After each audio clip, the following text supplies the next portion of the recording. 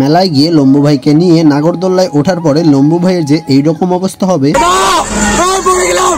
সম্পূর্ণ ভিডিওটা দেখলে তোমরাও পুরো বিষয়টা বুঝতে পারবে যে লম্বু ভাই এইরকমটা কেন করেছিল। আজ থেকে ঠিক 1 মাস আগে আমি যখন রথের মেলায় ঘুরতে যাওয়ার ভিডিও তোমাদের সাথে শেয়ার করেছিলাম, সেই ভিডিওতে আমি তোমাদেরকে বলেছিলাম যে আমাদের দত্তফুলিয়াতে রথের দিন থেকে শুরু হয়ে টানা 1 মাস মেলা হয়। মেলা প্রায় শেষের দিকে, সেই কারণে মেলার একদম শেষ দিন আমি আর লম্বু ভাই একটু মেলায় গেছিলাম ঘোরার জন্য। কিছুটা সময় মেলায় ঘোরার পর আমি লম্বু ভাইকে বললাম যে চল নাগরদোল্লায় উঠবো। ও যদিও আগে কোনোদিন ওঠেনি আর ওর নাগরদোল্লায় উঠতে অনেকই ভয় লাগে, তারপরেও কিন্তু ও নাগরদোল্লায় ওঠার জন্য রাজি হয়েছিল। তারপরে আমরা টিকিট কেটে লাইন দাঁড়িয়ে নাগরদোল্লায় উঠে পড়ি।